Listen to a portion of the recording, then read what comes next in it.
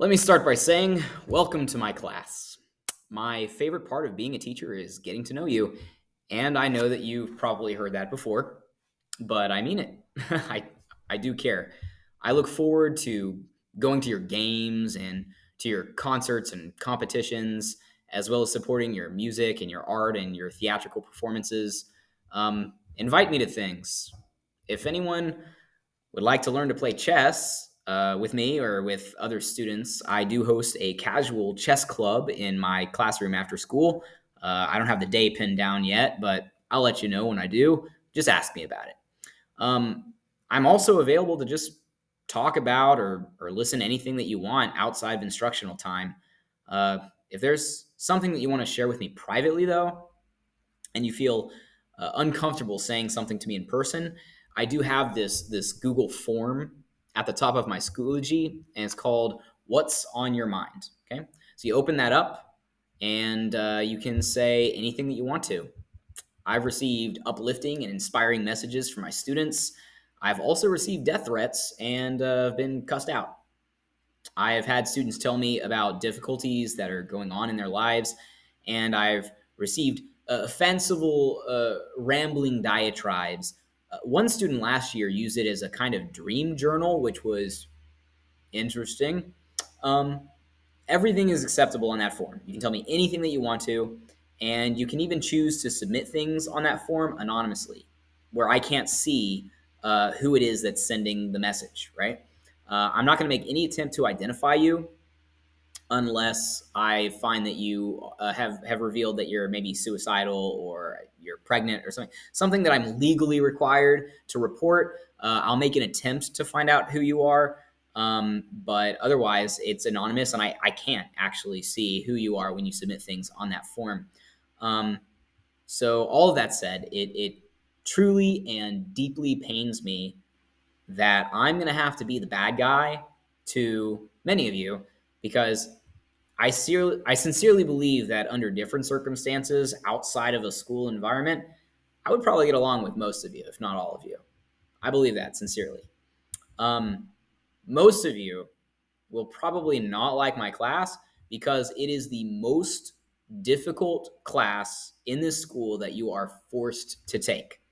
My class is the bulwark. It's the end of the line. It's the stopper that may be the first class that you ever fail, because I don't just push students through unmerited. It's harder than Algebra 1. It's harder than geometry. And in Algebra 1, you may not have realized this, but you were receiving about a 30% curve on all of your assignments and tests. That's because you were being prepped for the STAR exam, which demands that you only really make about a 40% and then you pass. I'm not prepping you for the STAR exam.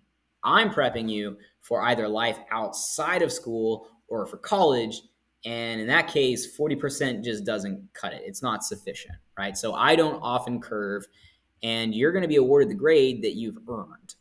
Um, I do not intend to allow the use of calculators, which means that you are expected to know basic arithmetic, such as your times tables and adding and subtracting integers in your mind. Okay, so my class is fast paced. We only get about 2 days per lesson, 1 day to learn and 1 day to practice. Um, that means that if you don't use your time wisely, you're going to fall behind and you're probably going to fail. Ask anyone who had me last year. My fail rates were pretty high because it's a hard class, right? It's not because I'm mean, I promise. But don't distract yourself with phones or music or with your neighbors and then blame me for whatever you didn't learn. It's on you guys. Things that you're going to need in my class. You're going to need paper and pencils. That's a given. We're going to take lots of notes. So if you want to have fancy notes, you're going to want to have highlighters and pens and markers, things that are going to make your notes look more the way that you want them to look. Speaking of those notes, you're going to want to have a folder or a binder to put them in. So many students just wind up shoving these pieces of paper in their backpacks and losing them. And then what good is that? That doesn't help anybody, right? Try to be organized. It literally will just consist of, oh, I have notes. I put them in order. You just open it up, go through the order. It works out perfectly. So folder, binder, you're gonna need those. And I not only want you to bring your Chromebook charged to class every day, I would also really appreciate it if you brought the charger for your Chromebook as well. I don't want any students using my Chromebook died as an excuse to sit out of any of the activities. And the more people in the room that have chargers, the more chargers will be available to help students who forgot theirs or whose Chromebooks died. I'm hoping that you can all be generous and lend your chargers to those in need. We'll make sure that you get them back, okay? Now, my classroom expectations. My daily grades will be based on what we have done in class. If you need to spend time outside of class to develop your skills, you're expected to do that. I'm not going to assign that for you, but you need to know your limitations and you need to take the time necessary for you to succeed. You may, it probably will, not may, you will be expected to perform work in front of me or in front of your classmates, like on the board, in order to earn a grade. Refusal to do so will result in a 0 unless you've got some kind of exception in your student file. Students who are the exception to this, they know who they are, they don't have to ask, and no one should be pointing out who these students are. I don't tolerate ridicule, and if you make fun of someone for a math mistake, no matter how simple the math seems, you just might receive a 0. I've got no tolerance for bullying, and we've all got to learn a little bit of patience and humility. That includes the fact that most of us, myself included, are wrong more often than we're right. That's just life. Even when we think we're right, we could be wrong about being right. Okay, it's a part of the humility. Just accept the fact that we all make mistakes, right? Making mistakes on daily work and on skill building is a good thing. It should be celebrated, not avoided. I like this cartoon, Adventure Time. You've probably seen a couple of my posters up on the wall already. Jake, the dog from Adventure Time, has this quote. I love it. He says, dude, sucking at something is the first step towards being sort of good at something. I love it. Perfect mantra. By the time we arrive at the test, though, we need to be at the sort of good at something part. It is an evaluation of learning, after all. Some of you, maybe many of you, have coasted through your math classes by cheating, either copying work from your peers or using software like PhotoMath or MathWay or Symbolab or something else, whatever. There's not much that I can do about this all the time, but if I catch you or suspect you of using these methods, I will do everything in my power to make sure that you do not get credit for my course. My first and primary job in this classroom is to teach you math and give an accurate account of your abilities. If you do not have the abilities, then you shouldn't get credit for the course, period. That's the way it works. Teachers who award good grades to students who have not demonstrated knowledge of the subject are dishonest.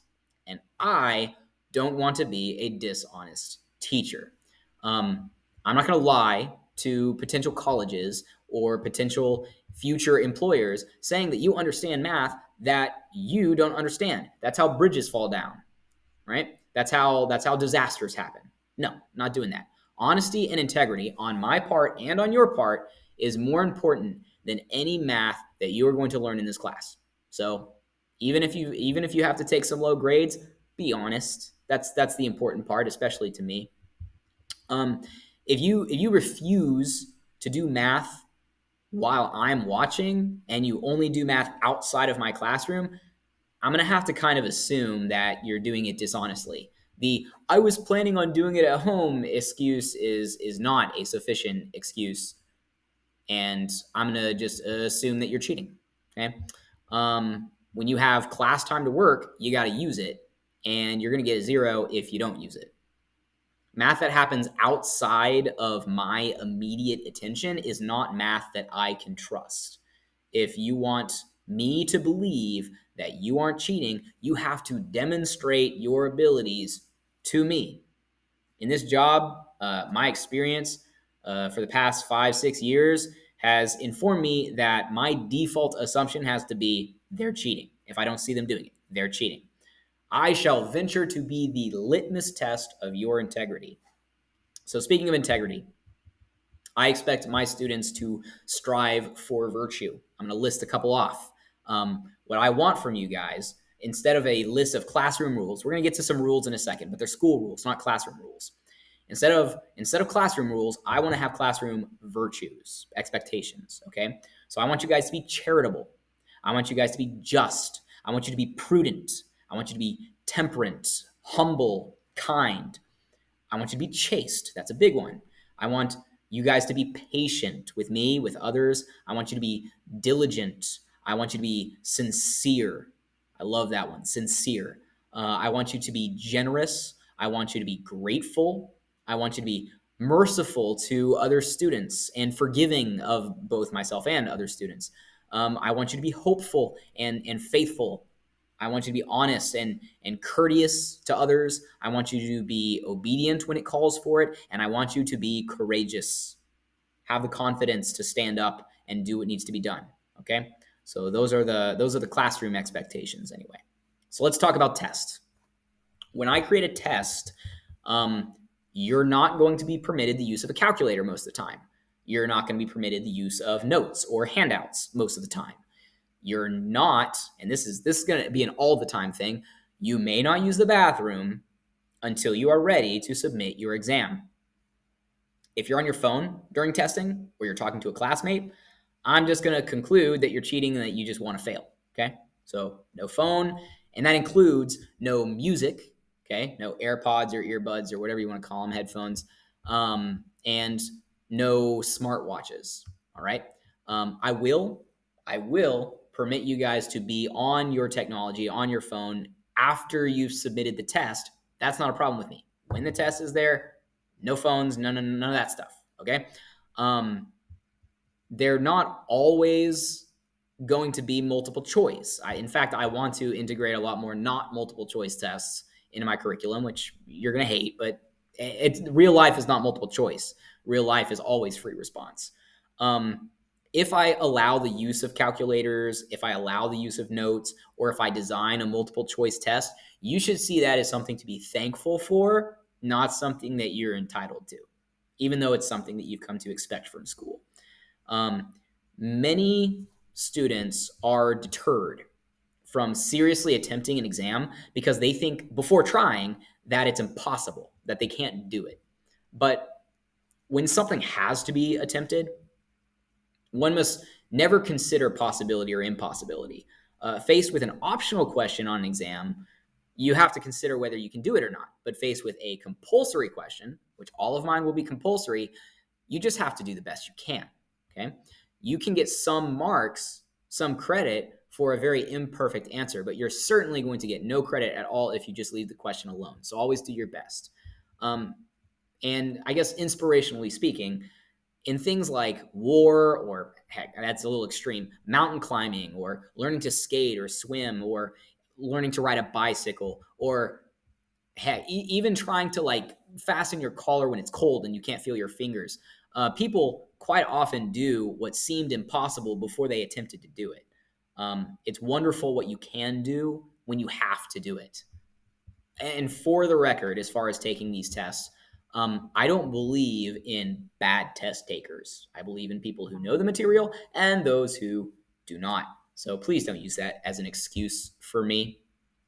And after the test, moving forward, don't ever ask me if there will be test corrections or a retest, especially prior to taking the test. Asking about a retest before taking the exam is like you're planning to fail. And that is negativity that irritates me. It is a school policy that every teacher provide an opportunity to retest or correct a summative assessment. So before you even think about answering or asking that question, the answer is yes. Always yes. There's always a retest or corrections or both. Okay. I will offer a retest to any student who fails an exam. You will receive a maximum score of 70% should you take the retest. They must be done within a week of the initial exam, and they have to be done before or after school. Don't ask if you can do them in class. Don't ask if you can do them during flex. Before or after school, final offer. Okay. Um, and if you make a grade that is below your initial grade, I'm not gonna lower your grade from that retest. That's not gonna happen. Okay. You get the higher of the two, and if it's a retest, a maximum of a 70. Now, sometimes I offer test corrections, which will be like you working test questions with me before or after school, or sometimes it's an assignment that aligns to those test questions. So it's not always going to be a retest. Sometimes it will, sometimes it won't. But either way, whether you're doing the test or the retest, I expect for you to get a certain permission slip signed before I change the grade at all. If you fail a test, I have this test preparation analysis form that I have. You're going to have to take that home. You're going to have to get it signed by a parent or a guardian. Otherwise, I'm not going to change your grade at all. I want your parents to know when you fail. Okay. If I'm feeling particularly generous, I'll average your test grade with a 100 instead of just giving you a maximum grade of a 70. Okay. But if what I've said about all that testing stuff is scary or frightening to you, don't fret. Don't worry too bad, because I offer extra credit in my class. I offer a lot of extra credit, a near infinite amount of extra credit in my class, and it's not very difficult. It consists of watching specific videos on my Edpuzzle account and answering the accompanying questions, kind of like this video. You're going to get 1% on a formative assignment like daily grades, or a 0.5% on a summative assignment like tests. For every minute of video that you watch, as long as I'm satisfied with your answers and I feel that you made a genuine effort to pay attention and engage with the video. I'm not saying you have to make it 100. I just need to know that you took it seriously and that you tried and you paid attention, right? But here's the deal on extra credit. I am not going to accept any extra credit in the last week of any grading period. I would be swamped. In fact, when I've done this before, I have been swamped with a bunch of extra stuff to grade on the last week of the 6 weeks, and it turns into just a bunch of really bad answers that aren't very serious at all, because everyone's desperate. This is when the desperate procrastinators turn in all their stuff. Don't be a desperate procrastinator. Do your extra credit prior to the last week of the 6 weeks, okay? Don't be that person. That said, taking advantage of this extra credit, great opportunity. I've had several students make perfect 100s in my class. You can do it too. Now, I said that I was going to talk about some school rules later. These are not classroom rules. These are school rules that I enforce. So let's get on with it. This is a big one. I'm glad this is a school rule, because it is like my pet peeve, and you've probably heard about this if you know anything about me at all. I don't allow food or non-water drinks in my classroom at all. This is a school rule. I may be the only teacher in the entire building that actually enforces it, but yes, it's a school rule. So why? Why no food or drinks in the classroom? First, and most obviously, spills. It seems like every time I make an exception for this rule, or every time that I look the other way, or I don't catch a student in the act, I wind up with a big mess on my floor. Either a spilled drink that becomes sticky, or else crumbs all over the place. Do you want ants? Because this is how we get ants, okay? And let's not give the custodians more work than they already have to do. They have a lot to do already. I don't want to make their lives more difficult. I see my policy of no food or drink, or the school policy of no food or drink, as an opportunity to make their lives easier. It's charitable. It's a good thing, okay? Second is that food and drink is simply distracting. While you're eating, while you're drinking, you're distracted. Crinkly bags and crunching and chewing takes away focus, your focus, the focus of your peers, my focus. So yeah, it's distracting. And third, caffeine and sugar crashes are a big deal, and also food comas. Scientifically speaking, caffeine and sugar gives you energy for a little while, and then you crash. When you're full and you're comfortable in your stomach, you get sleepy. That's just the way it is. And whether you're falling asleep in my class or not, I don't want you falling asleep in other people's classes, because if you're drinking caffeine in my class, you're going to crash in next period, right? I don't want that.